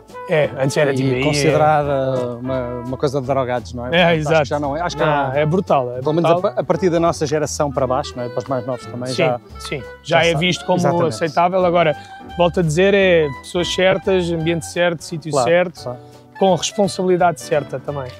E, porque de facto lá está, pode ter um impacto, e tem impacto de fundo. Agora, como qualquer coisa que nos dá uma clareza, uma experiência de quem nós somos muito profunda, depois é preciso saber organizar a vida depois disso. Ter o pezinho na terra. Pezinho na terra. É mesmo isso, não é ficar fascinado. Não. É o que eu digo, ficar na maionese. Ficar e depois, enfim. Fazer isso. Mas de repente estão sempre à procura da próxima experiência. Portanto, behave. É importante. Mas sim, olha, essas ferramentas foram extremamente importantes. Depois vou lendo, vou fazendo. E depois há uma coisa muito importante no meu percurso. Que talvez essa seja, ou seja, terapia, esta experiência, sem dúvida, mas há uma coisa muito importante no meu percurso que é mentores. Sempre tive mentores. Que bom. Mas isto eu não sei se é sorte ou se é também o facto de eu estar receptivo a ter mentores e, portanto, quando há alguém que sabe mais que eu, faz mais que eu aprendo, eu fico ávido, eu ouço e implemento exatamente aquilo que eles me dizem para fazer. Eu já tive vários mentores ao longo do caminho. Obviamente, os meus pais foram os meus primeiros mentores. O meu instrutor, o GP de Reis, foi outro mentor muito importante na minha vida. Depois tive o Chief Master Hebert, que me ajudou imenso a dar o próximo salto de liderança. Depois tive um mentor absolutamente incrível, que foi o Chief Master von Schmeling. Aquele tipo tem 50 academias nos Estados Unidos, ou 40, muitas. E uma pessoa são pessoas que tu consegues ter contacto para Pá, tens um problema qualquer, olha, tenho aqui uma dúvida no caminho que devo percorrer, consegues-me aconselhar? Sim. Hoje em dia, menos extraordinário poderes ter acesso a isso. Não, e a vida faz assim, não? Ou seja, tu cruzas com essas pessoas e depois a vida leva para outro caminho, mas claro que se eu pegar no telefone e ligar-lhes a qualquer um deles, tenho acesso, felizmente, muito bom acesso. Pá, e os mentores para mim são sempre pessoas que me dão o próximo passo do meu crescimento, porque eles já estiveram onde eu estive, de alguma forma. Sim. Mas às vezes os mentores não são só pessoas com resultados absolutamente excepcionais. São pessoas com alguma coisa que eles fazem, claro, que já fazem, que eu gostava de aprender a fazer. Então eu estou sempre à procura tenho sempre esta curiosidade. Como é que fazes? Como é que não é? E não estou tipo naquela, porque o normal é as pessoas justificarem-se. Pá, eu vejo o Chief Master von Schmeling, por exemplo, vinha cá a Portugal e dava um seminário. Pá, e a reação normal das pessoas era: mas isto é algo que está impossível. Isto em Portugal não funciona. Isto onde eu vivo as pessoas não gostam disto. E ele tipo: mas vocês já experimentaram? Não, mas eu percebo. Há sempre muito esse discurso, não é? Nasceu com o cu virado para a lua. Whatever. Tipo, essas coisas, sim. E não percebem que há uma diferença brutal entre ter o conceito e passar pela prática. E por isso é que eu digo sempre, a ideia é muito bonita. A execução é que, não sou eu que digo, toda a gente diz, mas a execução é que está a chave. E estes mentores vinham dizer: olha, eu faço assim. E eu não me cabe a mim julgar, eu fazia exatamente como eles diziam, eu fazia assim. E depois de fazer assim, consistentemente, durante não sei quanto tempo, via os resultados e aí sim podia avaliar e dizer: ok, percebo agora como é que isto funciona, se calhar vou só fazer este pequeno ajuste para ajustar melhor a nossa realidade. Permitias-te fazer o processo? Pois, a mim me parece óbvio isto, atenção. Mas não é? A mim me parece óbvio. Ainda bem? A mim me parece óbvio porque acho que toda a gente vive assim. Depois às vezes as pessoas dizem: mas tens imensa sorte, tiveste estes mentores, eu nunca tive um mentor, Se calhar nunca os viste. Se calhar nunca pediste também, se calhar estás a olhar para as mesmas pessoas, mas achas que já sabia. Não reconheceste o valor que podias tirar ali? O que é que achas que estamos aqui os dois? Estou aqui para aprender contigo, amigo. Isto são sessões de mentorias individuais sem ser pagas, estás a ver? Estás a ver? Eu tiro sempre toda a gente, aprende imenso em cada podcast. O que é que a malta vem ao engano? Percebes? A achar que vai falar quando chamam podcast, estás a ver? A malta vem ao engano, pensa que vem por uma coisa fixe, mas no fim é só eu não ter que pagar por mentorias. Claro. Estás a perceber? Então tenho mentorias das mais variadas áreas. Diz-me o que é que eu posso Com isto ajudar. Eu vou ser o rei do universo. Sim. Vou mandar em tudo e todos, em todos os planetas. Certo, pois é isso. Estou a sangrar a mão, não sei porquê. Não sei, dei aqui um cortezinho qualquer, nem percebo onde é que foi. Foi lá nas plantas atrás, acho eu.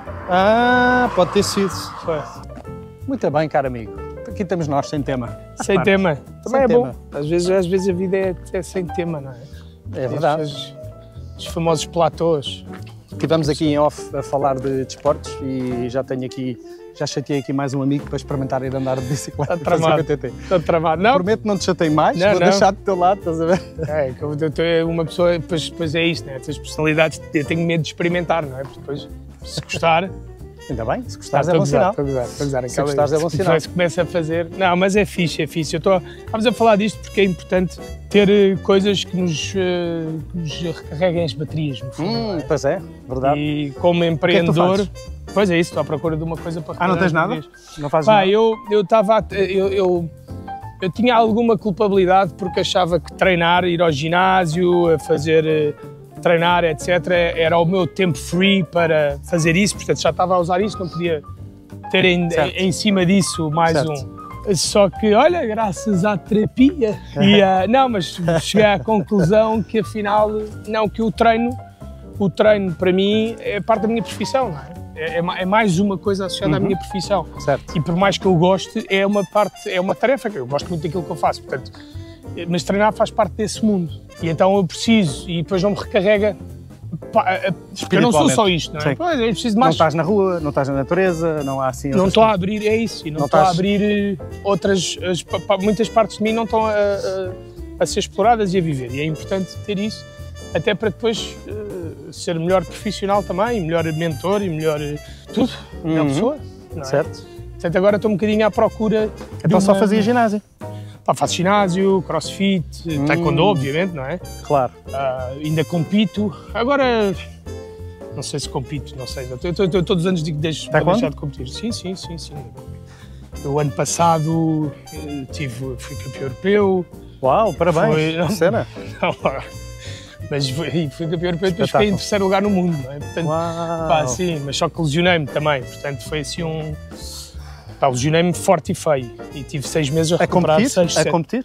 O que é que fizeste? Pá, o último pontapé do último combate, pá, estica a perna para marcar o último ponto e assim que marco o ponto a perna de base, dupla ruptura no isquiotibial. E... Pá, violentíssimo.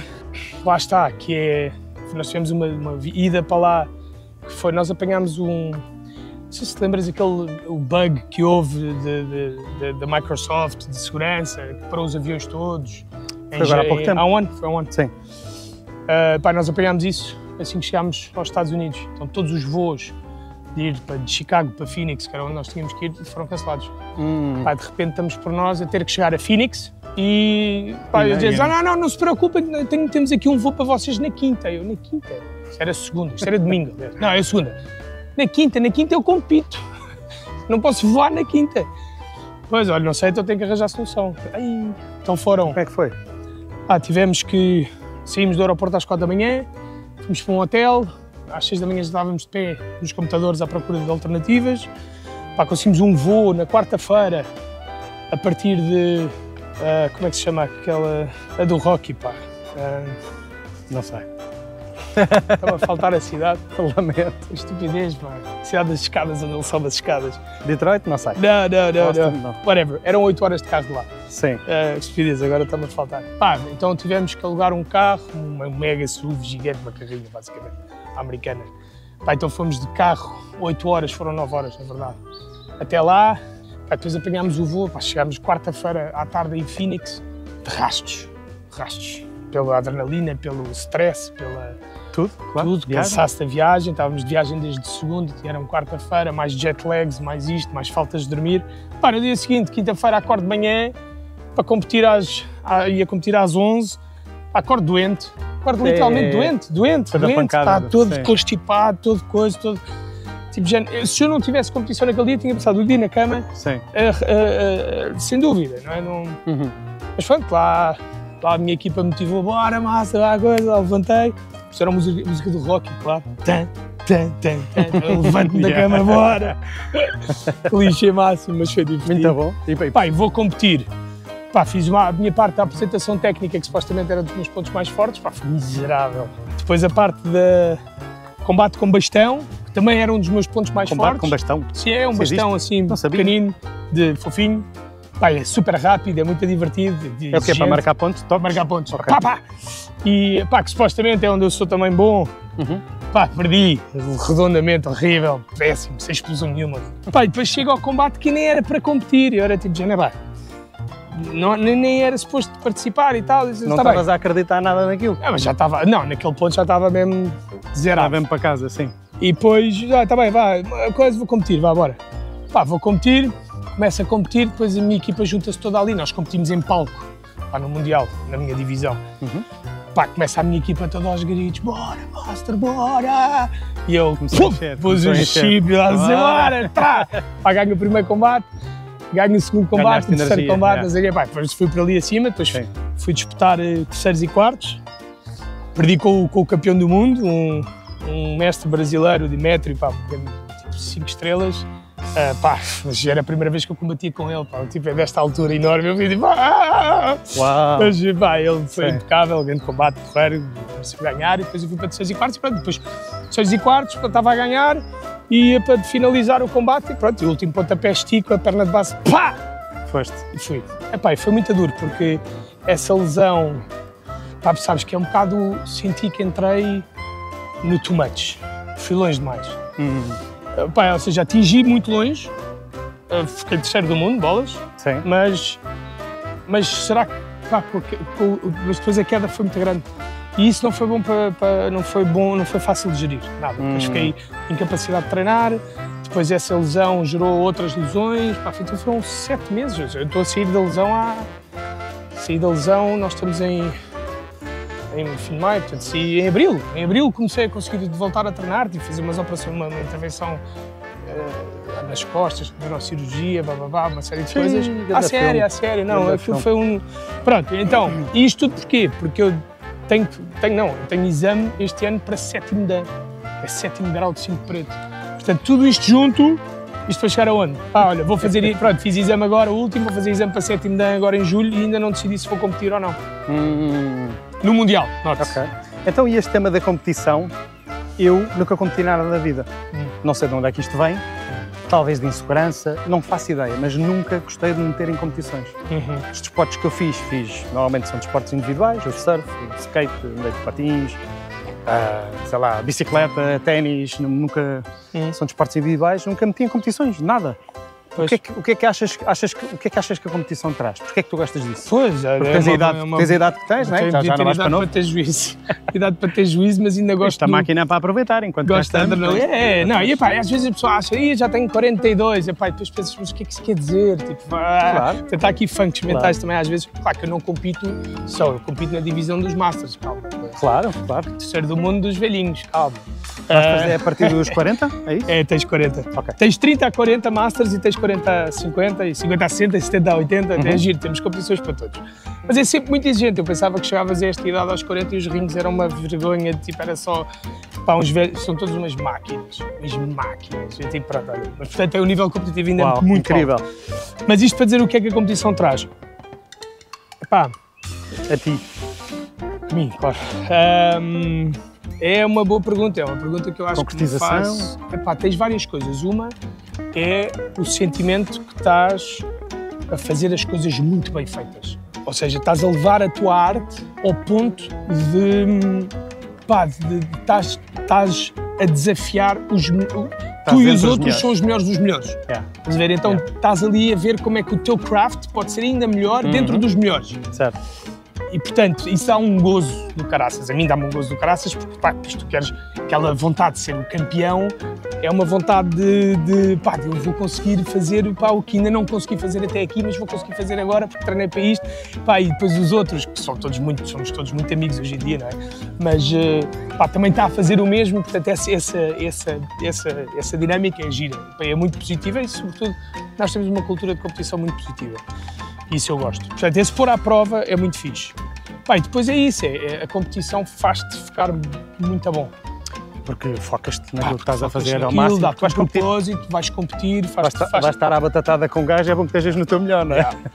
É mesmo. Não sei, acho que é aqui algo. E se não for a competição, perdes um bocadinho o propósito do... Pá, estou a treinar isto para quê, não é? Depois de tantos anos, não é? Pá, pelo menos deixam pôr isto à prova, não é? Mas isso são perfis. Isto para dizer o quê? Mas nem toda a gente tem gostado de competir. Acho que é importante respeitar o perfil de cada um. Acho que há pessoas que gostam de se pôr à prova com outros. Há pessoas que não, estão muito bem no caminho delas, não é? E que a competição é delas com elas próprias, que acaba sempre por ser, não é? Estavas a dizer, eu não entro muito em competição. Mais ou menos, não é? Tu és muito competitivo com os estándares que tu queres te impor. És muito competente na fotografia, és muito competente em tudo o que fazes. Sim, mas não me ponho numa posição de classificação. É isso, não ser coisa classificado em comparação com... Sim. Mas a competição enquanto instinto de deixa lá ver como é que eu posso fazer melhor aquilo que eu faço, como é que eu posso estar ao nível deste que eu identifico. Isso é a mesma coisa. É o mesmo espírito. Sim, ok. Tem muitos pontos em comum, não é a mesma coisa? Em comum. Sim, tem muitas coisas em comum, é a mesma coisa. Ou seja, no fundo, os bons competidores são aqueles que estão à procura de aperfeiçoar a sua arte, não é? E aperfeiçoar a sua performance, e os outros são alavancas para fazer isso, porque são standards que tu vês. Agora, com isto vem uma gestão pessoal e emocional delicada, não é? Ou seja, não podes... Tens de cuidar, não é? Se vais para uma competição e sentes um stress horroroso, sentes uma angústia enorme, tudo é horrível, para de competir, claro, vale a pena, naturalmente. Mas há pessoas que acham que não, que têm que competir porque sim, não tem nada a competir. É verdade, e nos miúdos e não sei o quê, nos jovens, às vezes já há essa pressão acrescida que se não competirem não são tão bons como os outros, calma. Acabamos de passar ali por outro trilho. Quando vês aqueles single tracks, são feitos para bike. Estás sempre com o radar ligado às bicicletas. Claro. Acho que é como tudo, acho que é saber o que é que a nós nos trigger, o que é que são os gatilhos para crescermos Sem dúvida. Não é? Isso tem muitas variantes. Depois, às vezes, e depois isto também. Depois a competição também tem que crescer connosco. Ou seja, o Penteja competiu aos 20, o Penteja aos 42 não são os mesmos objetivos, não é? Claro, ou seja, não hoje tens em o dia, mesmo tempo, não tens o mesmo corpo, não tens nada. Se perder, choca nos outros, está-se bem, bora aí curtir, quer dizer, ou seja, foi fun. Certo, não, ninguém gosta de perder, mas não é tipo, perdi, não, leva aquilo muito a sério, mas calma, não é? Tenho família, tens outros objetivos no trabalho, tenho não sei o quê. O teu objetivo agora não é só ser o campeão. Não é o campeão, não é? Claro. Ora bem, agora vamos para a esquerda, já andámos bastante, hein? Andámos o quê? 2 horas já, não? Deve estar a fazer as 2, sim. Devemos estar quase a chegar. Pois é, meu amigo, olha, devo-te dizer que... Vamos por aqui. Devo-te dizer que estou mesmo contente de teres vindo passear comigo. É mesmo fixe. Eu é que agradeço. Acho incrível o teu percurso até agora e o tu inspirares pelo que tu fazes, não sei só pelo que tu dizes, tu também és professor, és formador, não é? E acho incrível tu dares o exemplo. E como eu disse na introdução, que tu não ouviste, que eu estive a gravar antes de tu chegares, o que é que acontece quando nós juntamos aquilo que gostamos com o serviço às pessoas? Não é? Olha tudo o que te trouxe. Tu, como já abordámos, juntares uma paixão, quem tu és, seres autêntico com o que tu gostas, com as tuas vontades e passares isso ao resto do mundo. O que isso traz às pessoas, olha a quantidade de pessoas, crianças, adultos, adolescentes, que já tiveram a oportunidade de crescer pelo que tu criaste. Só porque tomaste a decisão, não, eu não sou advogado. Não é? Portanto, parabéns por isso, que isso é um exemplo. Para mim é de certeza uma grande inspiração e será para muita gente também. Portanto, parabéns por isso. Acho incrível. Estou muito curioso para ver o que é que vais fazer no futuro. Também eu. O que é que vem aí? Além de passares agora a andar de bicicleta comigo com regularidade. Já está. Já está. Já meti o carimbo. Estou muito curioso com o que vem aí. Espero que tenhas gostado aqui deste passeio, deste formato um bocadinho diferente. Adorei. Sempre a subir e a descer, a subir e a descer. Adorei. Acho que isto é espetacular porque isto junta... para mim isto é super importante, para mim, para todos nós, juntar o contacto físico com o emocional, com o mental. Acho que só podem sair coisas boas deste formato, se queres que diga. Sim, também acho que sim. Só porque tudo isto é bom, portanto, também a conversa é boa. Espero que tenham gostado aí também. Mas acho que é isto, eu acho que para mim é um privilégio também poder partilhar, ao contrário do que se pensa. Não tenho assim muitas oportunidades também para partilhar e para ser ouvido noutras coisas um bocadinho e, portanto, agradeço esta oportunidade. Fico feliz por estar a trazer essa oportunidade. Mas é fixe. E, no fundo, continuo também aqui a minha busca. O que é o futuro? Também eu não sei muito bem.